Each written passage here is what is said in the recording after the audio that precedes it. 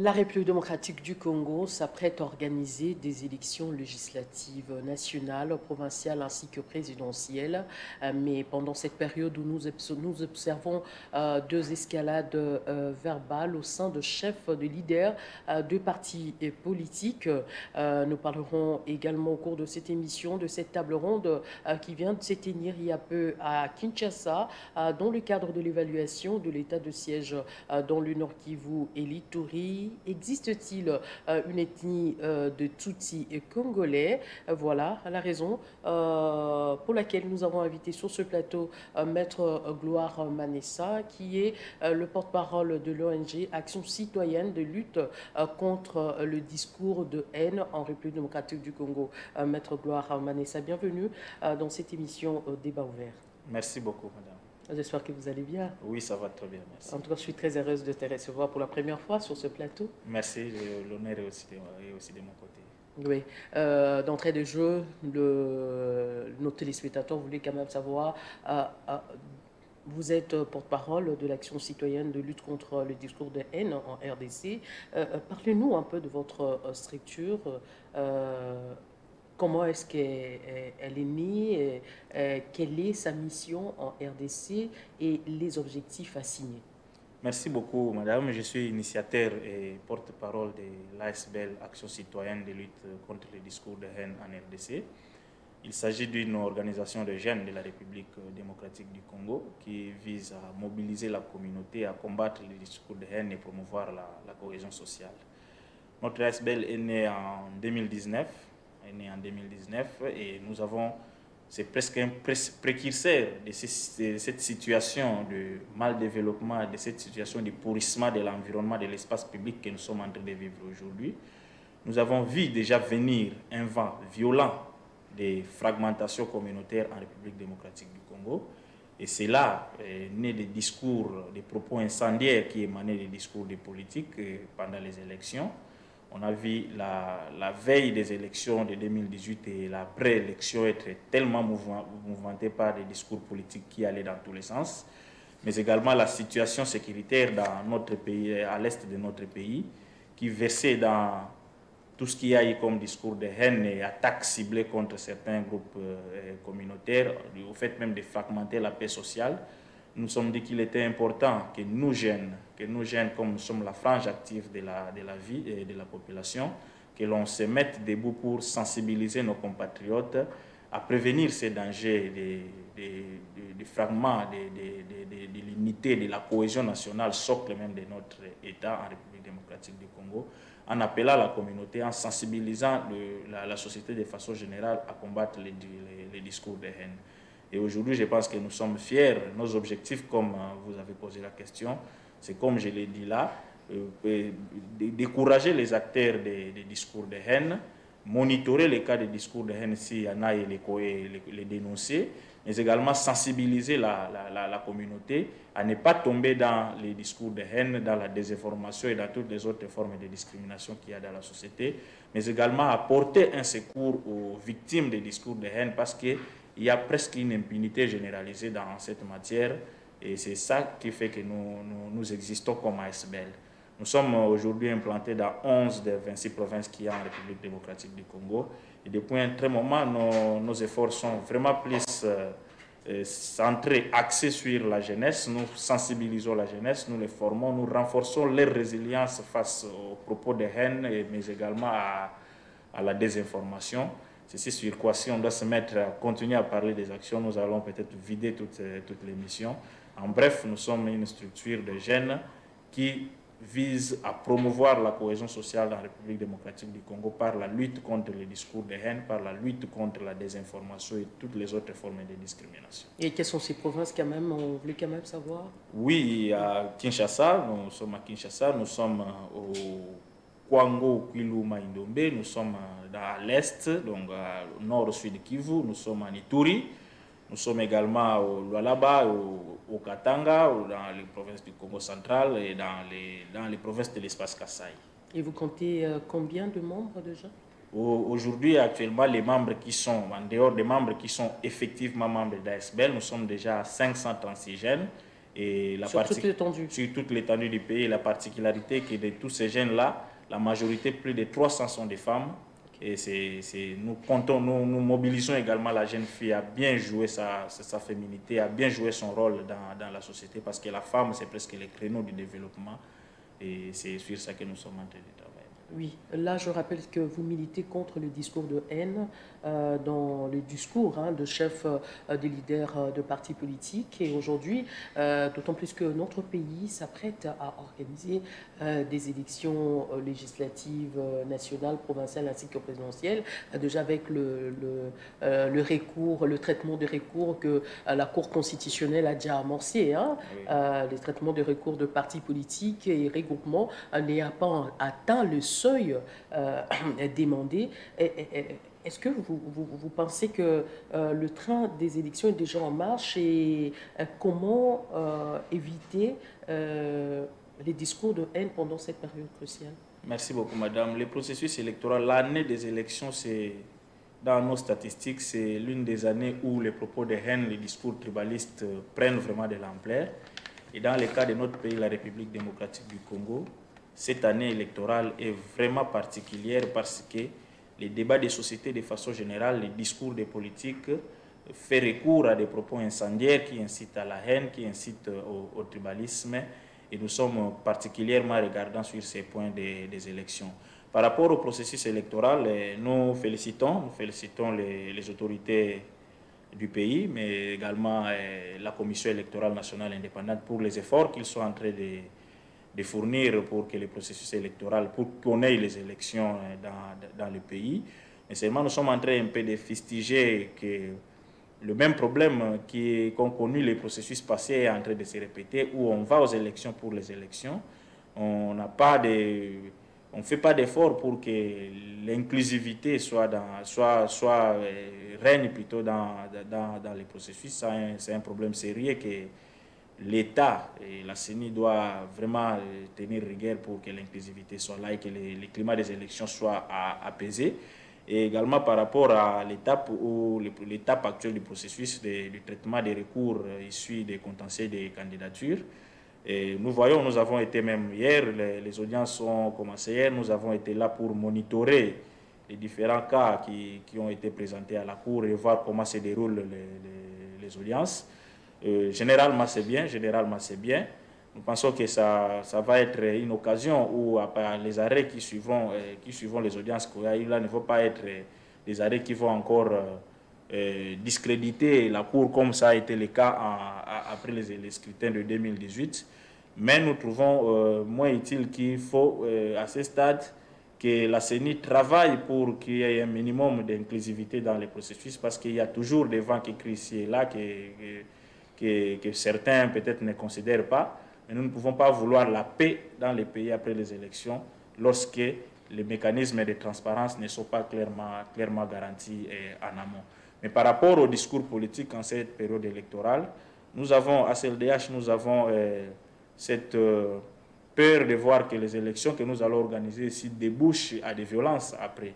Qu'après l'élection, le climat ne soit pas bon au développement du pays, mais que l'on continue à parler encore de cycle infernal de violences avec des dirigeants des autorités issues des élections qui seront illégitimes et qui vont chercher à soigner leur image tant à l'intérieur du pays qu'à l'extérieur du pays.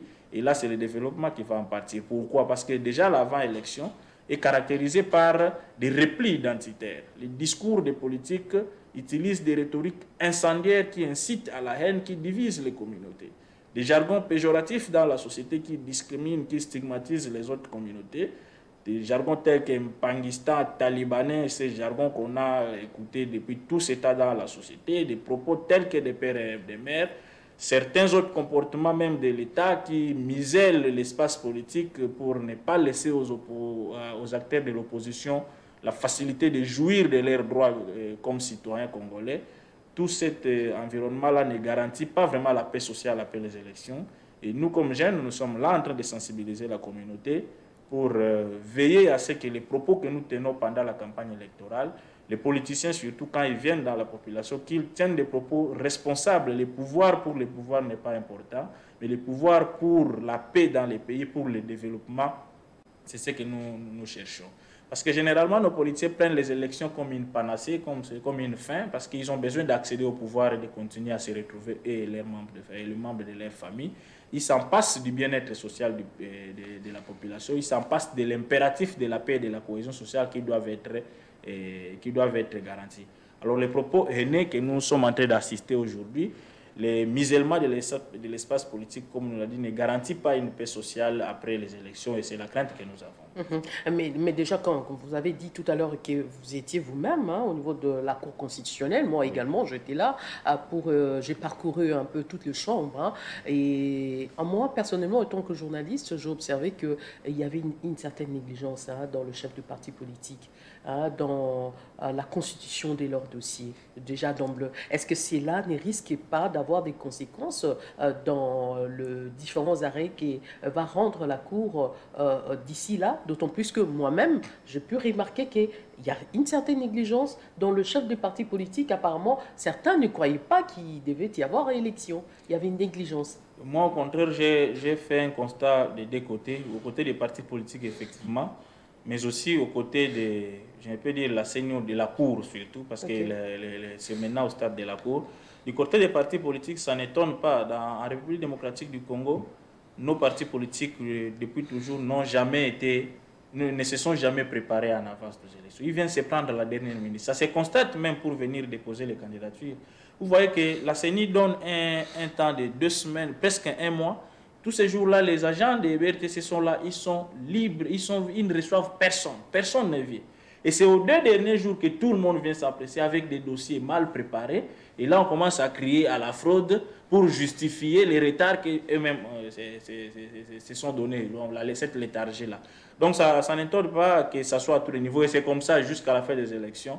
Les gens croient, ils veulent seulement voir les jours de scrutin aller là-bas pour ne pas réussir à les préparations. Est-ce que ce genre d'action ne risque pas aujourd'hui que nous puissions retomber dans le discours de haine? Parce que quand un parti ne verra pas être repris dans la liste, et il va commencer à crier. Nous sommes déjà dans les discours de haine. Nous sommes déjà dans la contestation des résultats même des élections, avant même les élections. Parce qu'aujourd'hui, nous sommes là, vous voyez, les gens continuent à vous dire jusqu'aujourd'hui que le bureau de la CENI n'est pas légitime. Il faut revoir, par exemple, la composition de la CENI, mais il faut aussi les élections dans les délais. Donc, on doit commencer aujourd'hui à revoir d'abord le fichier électoral. On va commencer aujourd'hui à changer le bureau de l'élection et aller aux élections dans les délais constitutionnels dans 3 mois. Vous comprenez que c'est déjà une stratégie qui cache certains intérêts politiques derrière. Et quels sont ces intérêts politiques? Les élections vont être organisées, que je ne me prépare pas pour dire que j'ai vraiment échoué dans les urnes, mais que je reste là en train de crier à la victimisation, pour qu'à l'approche des élections, je trouve par des combines comment me donner une assise politique. Mais par rapport, je disais en amont pour me répéter que j'étais en train de voir ça dans deux sens. Dans l'autre sens, je voyais la difficulté que les partis politiques qui ont introduit les recours ont rencontré pour facilement réunir les preuves et permettre à la Cour de dire les bons droits. Parce que la CENI a publié sa décision 075 le 10, je pense. Après cette publication-là, elle a laissé, la loi permet que les partis saisissent la Cour pendant un délai de 5 jours. Et ces 5 jours-là ont commencé à compter. Il y avait un dimanche qui n'a pas été compté, qui n'a pas été pris en compte, logique qui ne devait pas être prise en compte, mais qui a été prise en compte par la Cour constitutionnelle à l'insu des partis. C'est fait, on n'a pas communiqué que les dimanches comptaient. Et beaucoup de candidats, beaucoup de partis, donc, il y a un problème de communication. Oui, également. Beaucoup de regroupements savaient que la date, le délai butoir de dépôt de recours devait courir le jeudi. Mais subitement, la Cour a arrêté de recevoir les recours. Mais il n'y a pas un communiqué. Il n'y avait pas un communiqué clair qui disait aux partis, aux regroupements politiques, parce que la Cour a ses canaux de communication, la télévision, vous êtes là, et pas sur sa page Twitter, il communique aussi. Mais c'est à l'entrée de la porte de la Cour qu'un communiqué était affiché. Alors que l'opposabilité voulait qu'on rende ça public de façon vraiment réelle. Et la conséquence, c'est que quand j'ai dit, moi j'étais là déjà, je suivais depuis le dépôt des candidatures, j'ai dit il y a des candidats, les partis, les regroupements politiques qui sont venus pour introduire leurs recours, mais ils ne pouvaient pas être reçus. Alors qu'à l'esprit des 5 jours, les dimanches n'était pas compté. Et dimanche, effectivement, à la Cour, les proposés, les greffes électorales n'étaient pas là pour recevoir les dossiers. Ça signifie que s'ils étaient là, on dirait que oui, ils ont communiqué, bien qu'ils n'ont pas suffisamment communiqué, mais ils étaient là, les candidats ne sont pas venus. On attribuerait la faute aux partis politiques, mais ils n'étaient pas là. Ils n'ont pas travaillé le dimanche. Ils devaient alors aller jusqu'à jeudi pour clôturer la réception des dossiers, mais ils l'ont fait dimanche. C'est déjà un handicap, c'est déjà un problème qu'ils ont parti. Mais encore, les délais entre cette fin de dépôt et le début des audiences, ça s'est fait à la hâte. Ça s'est fait à la hâte, les gens ont terminé jeudi. Samedi déjà, vendredi déjà, les audiences ont commencé. Et vous voyez qu'il y a certains dossiers qui étaient instruits, qui étaient appelés au rôle. Mais les pièces, même les procureurs et le ministère public, n'avaient pas encore de pièces, n'avaient pas encore reçu les pièces. Et jusqu'à aujourd'hui, nous parlons, il y a des pièces qui sont en train, donc les pièces sont en train maintenant de monter dans les différentes chambres, dans les différents cabinets, alors que peut-être certains dossiers ont déjà été appelés. Vous voyez que dans cet imbroglio-là, il y a crainte que les décisions que la Cour va rendre ne soient pas des décisions vraiment soutenues par des motivations venues à partir de l'examen de toutes les pièces. Mais je pense qu'ils vont se rattraper parce que les pièces, ils ont reçu les pièces, vraiment ils vont les lire pour motiver les. Donc la précipitation dans l'organisation, cette rapidité-là aussi, ne permet pas que les dossiers de candidature et de ces recours-là soient traités avec dextérité et que les bons droits soient dits. Mais vous, étant que ACLDH, comment faites-vous pour répertorier les discours haineux pendant cette période électorale? Oui, effectivement, il y a des critères. Il y a le pacte international relatif aux droits civils et politiques dans son article 21, si j'ai une bonne mémoire, et établit un certain nombre de critères, d'éléments qu'il faut prendre en compte pour apprécier qu'un discours est un discours de haine. Il faut d'abord voir la position de l'auteur de ces discours,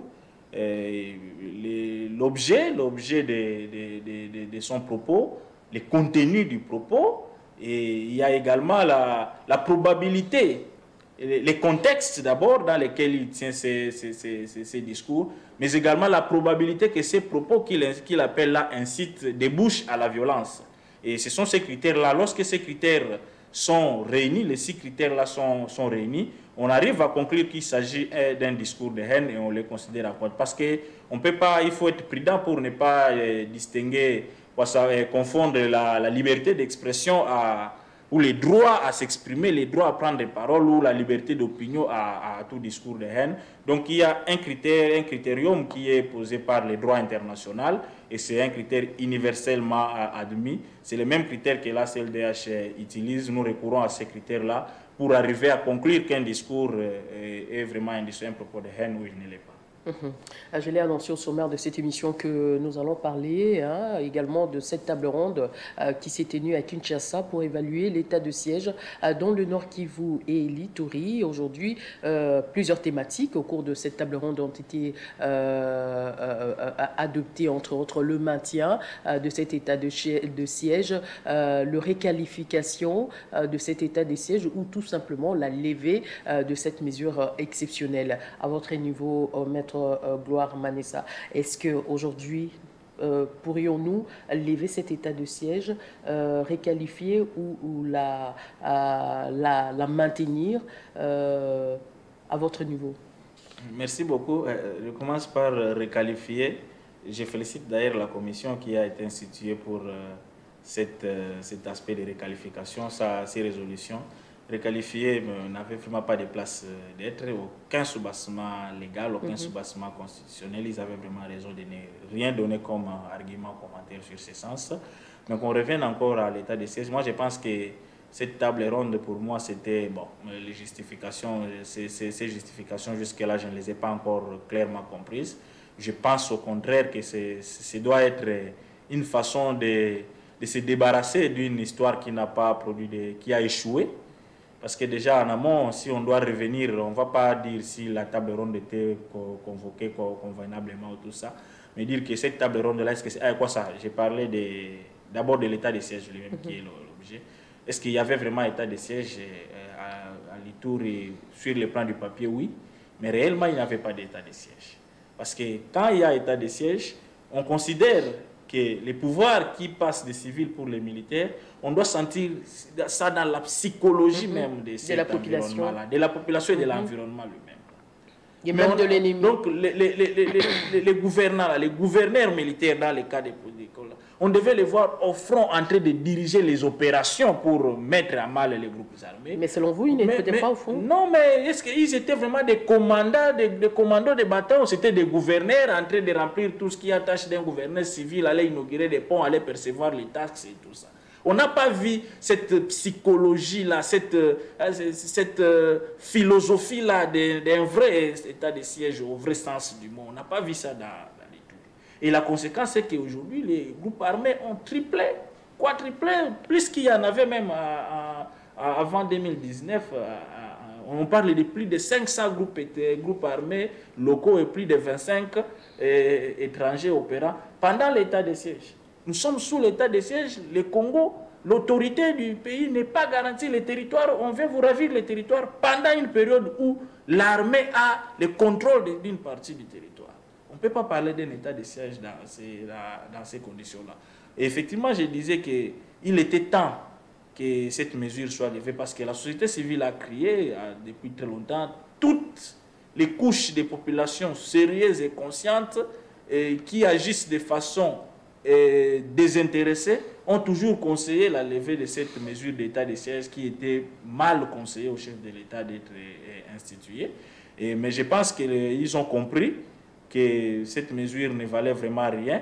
Et comme on doit trouver un mécanisme pour peut-être lever ça, il faut associer la population. Et là encore, je félicite la franchise des délégués, surtout ceux de la commission levée de l'état de siège, mais aussi d'autres commissions, parce que les autres commissions se sont vidées pour venir rejoindre la commission qui travaille sur la levée de l'état de siège. Ce n'était pas toute la commission, hein. Il y avait juste une partie de membres de la commission maintien qui ont rejoint la commission mais exactement. De la levée. Mais il n'y avait pas d'inverse. Non, c'était pour une bonne raison. Certains ne s'y croyaient pas, ne s'y voyaient pas dans cette commission. C'est ça exactement. Mais il y a eu quand même quelques travaux. Il y a eu des travaux qui ont été réalisés dans cette commission. Il y a eu des travaux, mais est-ce que d'abord encore ces travaux-là, est-ce qu'une question très sensible comme cette question de la paix et de la sécurité de l'Est de l'État, pouvait être traitée aussi dans un environnement un peu émotif comme ça, non? Mais si on prend quand même la thématique maintenir l'état de siège, est-ce qu'il n'essaierait pas, si aujourd'hui le gouvernement a arrivé à mettre tout le moyen en place et à réarmer l'armée comme il se doit, est-ce que vous ne pensez pas qu'il peut y avoir de bonnes raisons pour Qu'est-ce qui a manqué pour que depuis 2021... Mais parce que vous êtes là pour monitorer et tout conso, vous avez quand même des éléments nécessaires pour nous dire qu'est-ce qui n'a pas marché. Mais à chaque conseil des ministres, plus de 60 fois, le gouvernement a toujours prorogé. Ça signifie que le gouvernement est le mieux informé. Nous sommes sur le terrain, bien sûr, nous monitorons, mais le gouvernement est le mieux informé parce que tout l'appareil sécuritaire, tout l'appareil de renseignement entre ses mains. Quand il prorogeait jusqu'à plus de 60 fois là, il n'avait pas il y avait quand même, il n'avait pas d'éléments qui pouvaient les soutenir, les motiver à donner beaucoup de moyens. Parce que parmi les autres, un autre échec, d'autres facteurs d'échec de cet État, c'est aussi l'absence de moyens efficaces et nécessaires. L'absence d'hommes sur terrain aussi. À Ituri, par exemple, une province sous état de siège. On vous dit qu'en réalité, il n'y a que 1000 militaires qui sont là. Et ces soldats-là ne sont pas là pour aller combattre au front, ils sont là pour sécuriser leurs généraux. Donc ce sont des soldats qui sont là pour sécuriser les généraux, tout ça, les institutions qui sont là, et non pour aller attaquer au front. Ils n'ont pas de munitions, ils ne sont pas bien nourris. Leurs familles, pour certains qui sont restés à Kinshasa ou dans d'autres provinces, vivent dans la misère. Et dans cet état d'esprit-là, pensez vraiment que l'état de siège, un militaire peut avoir le courage d'aller au front et à rapporter la victoire, il ne va pas le faire. Ça signifie qu'avant même de penser à l'état de siège depuis 2021, là, il fallait d'abord commencer par allouer beaucoup de moyens à l'armée. Ce sont des discours qui se disent, mais sur le terrain, il n'y a rien. Mais est-ce que vous pensez que les moyens ne sont pas à la hauteur? Les moyens ne sont pas à la hauteur. Et même si le chef de l'État est en train de militer pour la paix dans ce pays. La volonté du chef de l'État, nous la félicitons. Le chef de l'État a une bonne volonté pour que la paix règne dans les pays. Il se bat par-ci, par-là, mais la pratique, l'environnement n'est pas vraiment propice à matérialiser cette volonté. Mais qu'est-ce qui ne permet pas qu'il y ait une matérialisation de les mêmes antivaleurs, la corruption, le népotisme, l'affairisme dans les pouvoirs continuent à être le maître mot et continuent à exceller plus qu'il y en avait, plus que c'était le cas avant. Et dans ces conditions-là, même s'il y a une volonté de Dieu, on ne peut pas résoudre les problèmes sur Terre. On ne peut pas voir les résultats. Mais comment pallier à cette situation? Combattre l'affairisme, surtout dans l'armée, combattre la corruption, sanctionner les acteurs des discours, les auteurs des propos qui divisent les communautés, parce que les discours de haine sont les grands carburants à l'insécurité également, surtout dans la partie est de notre pays. Combattre, sanctionner, condamner, et décourager tous les acteurs des propos incitatifs à la haine, surtout les officiels qui sont impliqués dans les actes de corruption et dans l'affairisme qu'il y a autour de cette affaire de la guerre à l'Est. C'est à partir de ça suffit assainir cet appareil sécuritaire de notre pays, l'assainir avec conscience patriotique, ne pas le faire par un sentiment populiste pour démontrer qu'on est en train de faire des efforts, et le faire sérieusement avec conscience nationale et patriotisme. C'est seulement par là que nous allons atteindre les résultats, mais aussi permettre que les soldats là qui est au front soient bien payés, qu'il trouve que ce qu'on a prévu pour lui dans le budget de l'État arrive jusque chez lui, à l'État où il a été fixé, sans être détourné, sans être morcelé ou encore divisé par certaines personnes malveillantes qui sont autour du pouvoir, qui ont des responsabilités de l'État et qui ne voient que la prospérité de leur famille et non les biens du pays. Aujourd'hui, restons toujours à l'est de la RDC, au nord Kivu et Victorie. Aujourd'hui, nous comptons plus de 10 millions de morts et plus de 500 000 femmes violées. Et déjà, il y a un ouvrage, Holocauste au Congo, de notre confrère Charles Onana, qui énumère un peu toute cette situation, qui relate un peu l'histoire de tous ces massacres orchestrés par aujourd'hui les M23. Derrière ça, il y a beaucoup de groupes armés. Aujourd'hui, par rapport à cet ouvrage, est-ce que vous pensez que selon Onana qui dit qu'il n'existe pas d'ethnie de Tutsi congolais en RDC, vrai ou faux aujourd'hui? Oui, je salue la mémoire de tous nos compatriotes qui sont tombés innocemment à l'est de notre pays à cause de cet acharnement dont nous faisons face à cause de nos richesses que nous avons, les richesses, l'héritage que Dieu nous a donné, nous attire plutôt malheur au lieu de nous attirer, de nous apporter la paix et la joie. Nous sommes un peuple hospitalier, mais je ne vais pas l'aborder dans le sens du livre de Charles Onana que j'ai terminé à lire il y a peu. Alors, oui, il dit des choses importantes dans la première partie de son ouvrage, lorsqu'il affirme que la République démocratique du Congo et son peuple sont meurtris à cause des richesses, à cause d'un complot qui est ourdi par certaines multinationales pour piller les richesses qu'il y a au Congo. Et comme ils ne peuvent pas le faire de façon normale, démocratique, c'est la guerre, ce sont des tueries et il y a plus de 10 millions de morts, ça, il a raison de le dire. Mais c'est lorsqu'il utilise son ouvrage là comme un instrument incitatif à la haine, d'appel à la haine, que nous cherchons maintenant à questionner les objectifs derrière même cet ouvrage de Charles Onana. Parce que vous allez voir que, vous l'avez dit d'ailleurs, la première partie de son ouvrage, c'est bien, il présente bien la situation de la guerre, mais à la deuxième partie, il s'embrouille, s'entremêle dans une bouillabaisse qui fait qu'il entretient une confusion totale sur la situation de l'Est. Lorsqu'il vient surfer sur les... Mais ce n'est pas cette bouillabaisse qui se vit dans l'Est qu'il ne fait que relater dans son livre. Bon, en fait, ce livre-ci, il ne relate pas la bouillabaisse. Au contraire, il ne relate pas la bouillabaisse. Charles Onana vient plutôt ajouter du carburant dans ceux qui veulent que cette bouillabaisse-là, cette confusion-là soit entretenue dans la communauté et pour perdurer la situation. Qu'est-ce que je veux dire? Parce que depuis presque 1966 que ces discours-là d'indexer une minorité ethnique, je parle de la minorité Banyamulenge qui est au Congo ici, comme responsable des massacres, comme partisan du complot contre la République démocratique du Congo, comme agresseur des Congolais. Est-ce que cette communauté n'est-elle pas citée, dans ce massacre? Mais comme tout autre Congolais, cette communauté est aussi victime des tueries. Je ne pense pas que quand les gens meurent à l'Est là-bas... C'est de la même hauteur que le Congolais? Oui, c'est de la même hauteur. C'est de la même hauteur. Au contraire, plus grave, je vais vous dire, madame, la communauté Banyamulenge, là, c'est une minorité. Je vais arriver là, je vais commencer d'abord par parler de la confusion qu'on a entretient dans son livre ici. D'abord, pour critiquer son ouvrage ici, je ne vois aucune rigueur méthodologique, aucune rigueur scientifique dans son livre. Il n'a pas justifié ses sources par des éléments scientifiques crédibles qui puissent nous conduire à une conclusion que c'est vraiment une étude menée. Parce qu'une étude scientifique doit être étayée par une rigueur méthodologique dans la recherche. On doit sentir, même si c'est une démarche journalistique, parce qu'il est aussi journaliste, on devait quand même sentir qu'il a présenté des sources qui soient crédibles dans son ouvrage. Si c'est une œuvre autobiographique, on devait comprendre que c'est quelque chose que lui-même a vécu sur terrain et qu'il rapporte avec certitude. Mais rien de tout ça n'est vu ici.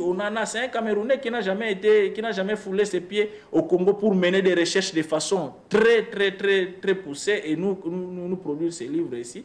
Au contraire, moi je pense qu'il est venu sauter sur certaines émotions. Il est venu prendre seulement ses sources. Quand il cite sa plus grande source ici, c'est les rapports de la commission Vangu. On sait que ça, c'est les rapports qui a même commencé la stigmatisation de la minorité Banyamulenge en République démocratique du Congo. Il s'appuie sur certains articles non scientifiquement démontrés que publiaient les Honoré Ngwanda, les grands artisans des discours de haine dans le pays, pour soutenir une œuvre scientifique qui fait aujourd'hui la chronique partout dans le monde. Charles Onana vous présente des thèses erronées, falsifiées et des thèses qu'il n'a vues que sur Google, avec une recherche non soutenue scientifiquement, pour nous dire qu'ils sont vrais. Je vais vous donner un exemple avant de venir sur ce que vous avez dit là. Je pense que ça doit être à la page 400, quand il parle de Rouberois. Je reviens à la page, 435, si j'ai encore bien noté cette page-là. Charles Onana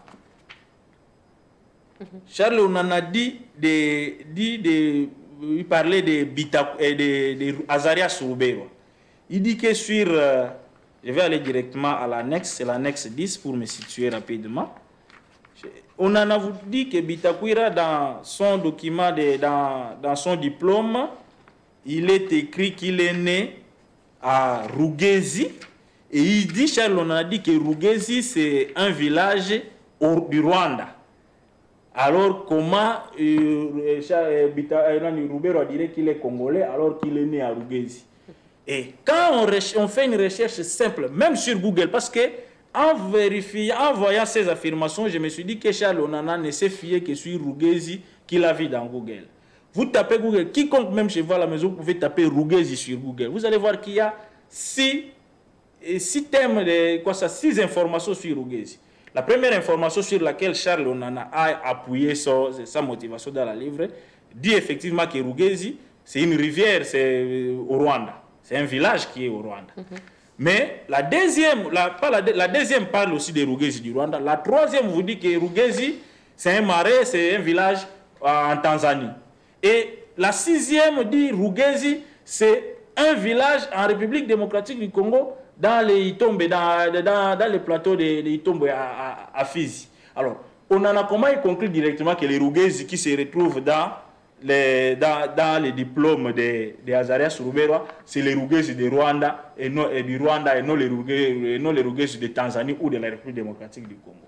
Et enfin, il veut dire que voici, et il y a une contradiction, dit dans son certificat d'attitude physique, j'ai le document là, dans son certificat dans les diplômes, il est dit qu'il est né à Rugezi et que dans son certificat d'attitude physique, il est mentionné qu'il est né à Itombwe. Mais nous sommes Congolais. Quand je dis qu'il n'a jamais été au Congo pour connaître peut-être le document, il devait savoir que les diplômes, oui, mentionnent les lieux de naissance de la personne. Mais les certificats d'attitude physique n'indiquent pas les lieux de naissance. Parce qu'il est même dit, c'est un certificat du Zaïre, Mouvement populaire de la Révolution. On dit, monsieur Rouberois, j'ai lu ça dans la pièce qui a produit, oui, qui a produit Charles Onana. On dit, monsieur Rouberois, nationalité zaïroise, et Rougezi, les 60, je ne vois pas bien 1960, je ne vois pas les mois, le 20 février, je pense, 1960, collectivité de Itombwe. Collectivité en République démocratique du Congo, c'est ce qu'on appelle aujourd'hui sectaire. Ce n'est pas le lien de naissance.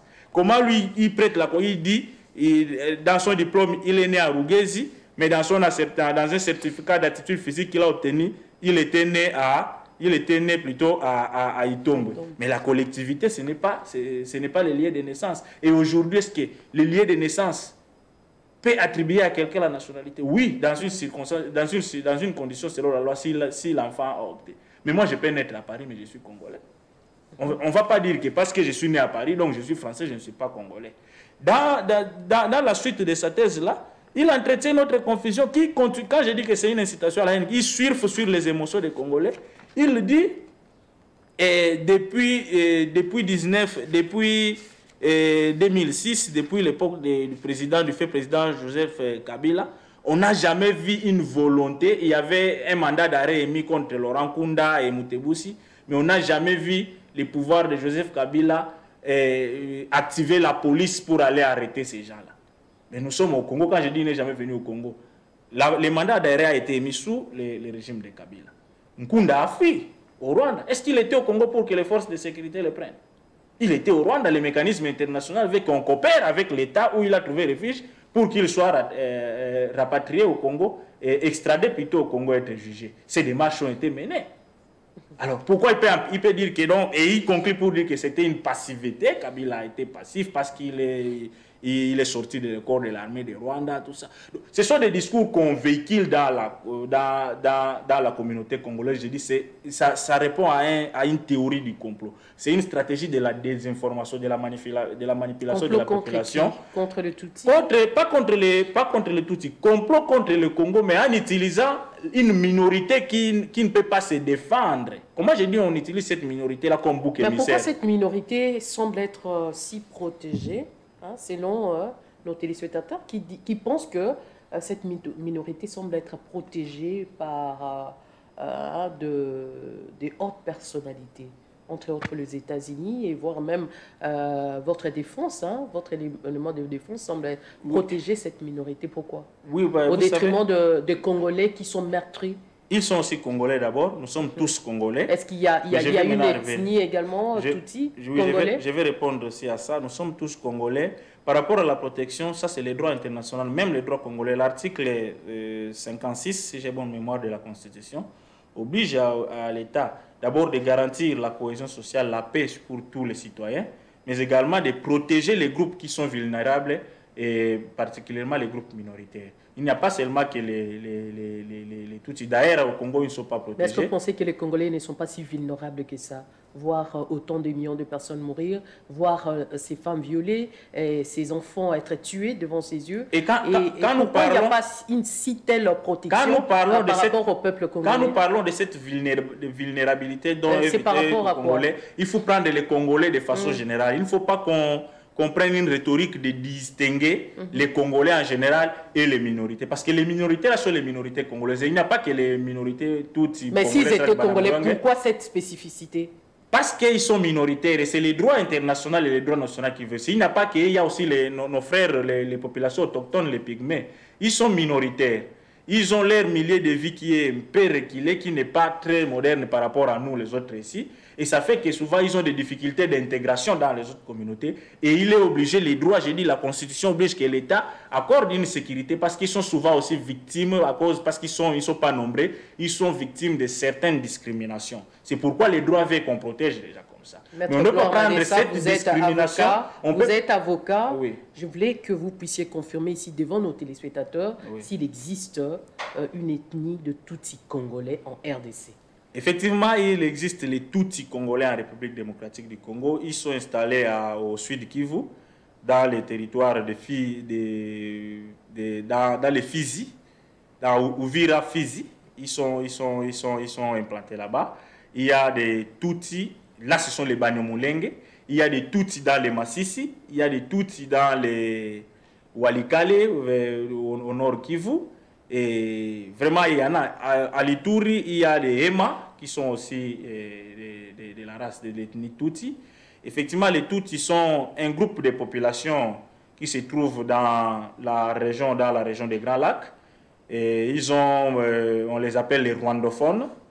Et on ne faut pas lier ça au Rwanda comme été. Ce sont les gens qui parlent le Kinyarwanda comme langue. C'est comme les Swahiliphones, c'est qui parlent les Swahili. Donc aujourd'hui, comme quand langue. vous confirmez qu'il y a une ethnie Tutsi congolais donc, qui parle le Kinyarwanda, donc ça veut dire les Kinyarwanda aussi, ça fait partie des langues. Vérifiez parmi les dialectes qu'il y a en République démocratique du Congo. Il y a des Kinyarwanda aussi. Les Kinyarwanda, elle a vérifié, madame. Oui, lisez, allez vérifier dans les misères de Terrivel. Dans les 450 langues. Oui, je vous assure, vérifiez. Bon, vous savez, hein, la conscience collective de la République, des populations congolaises est tournée. C'est ça, nous disons, nous devons combattre ces discours de haine-là, ces propos-là, cette philosophie-là d'endoctriner la population, de lui faire croire que ce qui est vrai, c'est ce que nous pensons. Parce que généralement, nous ne lisons pas trop. Lisez Jean Vansina. Allez consulter l'histoire du Congo au musée de Tervuven en Belgique. Vous verrez que le Kinyarwanda est parmi les langues qui sont parlées, les dialectes qui se parlent en République démocratique du Congo. Et ce n'est pas seulement au sud Kivu, même au nord Kivu là, vers les frontières, vers les Walikale, les Massissi, tout ça. Le Kinyarwanda est parlé en République démocratique du Congo. C'est l'une des dialectes qui est parlée en République. Comme le Swahili qui est parlé ici, qui est parlé en Tanzanie, au Kenya et partout là-bas. Donc ça, je le confirme. Je ne le dis pas pour un certain sentiment comme ça, mais je le dis par rapport aux recherches et à ce qui est vrai. Et non à ce qui se véhicule dans la population par les acteurs des discours de haine qui falsifient l'histoire, comme tous ceux qui soutiennent aujourd'hui cet torchon qui incite à la haine de Charles Onana. Non, il faut retirer. Hein. Ce n'est pas des torchons, il faut avoir... Vous-même, vous êtes en train de fustiger des discours de haine. Hein. Donc... oui, bon, quand je dis...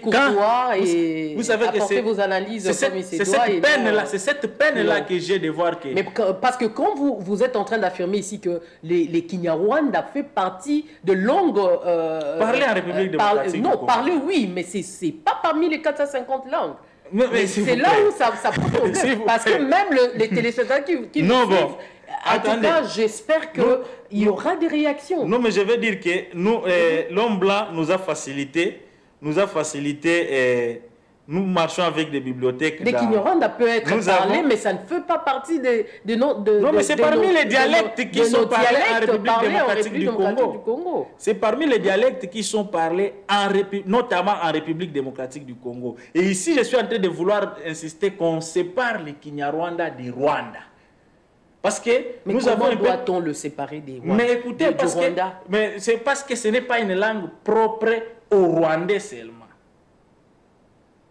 Ce n'est pas une langue propre au Rwanda. Il y a Kihutu aussi qui se parle au Rwanda, qui se parle aussi en République démocratique du Congo. Et même dans les Ouvira, là-bas, il n'y a pas que les Banyamulenge qui parlent les Kinyarwanda. Même les autres communautés, ils parlent aussi les Kinyarwanda. En tout cas, ça m'estomaque. Hein, non, mais ça ne doit pas vous estomaquer, c'est la vérité. Vous savez, nous, au Congo, le problème, c'est que nous ne voulons pas affronter la vérité en face. C'est une langue qui est parlée dans... Mais apparemment, les Congolais souffrent de leur hospitalité. Hein? Nous souffrons de notre hospitalité. Quand le Rwandais commence à se réclamer, faire partir des Congolais, ou bien, et leur langue faire également partie des dialectes parlés en République démocratique du Congo, ça pose problème. C'est là où nous devons un pays, il faut éclaircir. Et là, je vais encore dire que c'est l'une des autres confusions qu'on en a entretenues dans ce livre. Lorsqu'on prend les Tutsis de façon globale et dit, ou les rwandophones de façon globale et dire que tous sont les mal. Il y a des catégories des Tutsis ou des rwandophones qui sont venus en République démocratique du Congo. Il y a une catégorie qui est venue bien avant, vers 1800, c'était les pasteurs qui fuyaient les guerres foncières là-bas, qui ont venu trouver refuge au plateau de Fizi, de Mwenga là-bas, des Tombo qui sont là. Ces gens-là, la nationalité, la colonisation les a trouvés ici, ils sont effectivement des Congolais. Il y a une autre catégorie de transplantés, on les a appelés, qui ont fui effectivement la guerre vers les récentes années, vers 1950. Mais est-ce que ce n'est pas cette transplantation que vous voulez aujourd'hui faire tomber la population congolaise de dire aujourd'hui que le Kinyarwanda fait également je vais maintenant apporter la précision. Je vais apporter la précision. Ceux-là sont venus en 69. Ils n'ont jamais eu la nationalité congolaise. Ils sont restés rwandais. Après, le président Mobutu a accordé une ordonnance qui reconnaissait les Rwandais qui sont venus ici comme Congolais. Dans cette catégorie-là, ce n'est pas la première catégorie dont j'ai parlé qui est venue en 1960, parce qu'elle n'avait pas de problème. C'est cette catégorie qui est la minorité aujourd'hui, les Banyamulenge. Mais c'est plutôt la catégorie qui était dans des cas de réfugiés, les réfugiés qui ont fui qu'on a donné la nationalité. Et l'infiltration est venue effectivement, je ne dis pas qu'il n'y a pas d'infiltration, l'infiltration est venue avec ce camouflage-là. Mais le problème, il est lequel? Il y a effectivement une infiltration rwandaise ici, dans notre pays, ça il faut le reconnaître. C'est dans ces différentes catégories-là qu'est venu. Mais le problème que nous, comme ASBL, fustigeons, c'est qu'on confond toutes ces catégories-là qui infiltrent au sel Banyamulenge. Pourquoi? Entre vous et Charles Onana, qui met les gens dans la confusion? C'est Charles Onana qui vient surfer sur tout ce que les autres ont confondu. Ont confondu avant. Comment je viens de le dire? Et même qui infiltrent, c'est eux qui entretiennent aussi cette confusion-là.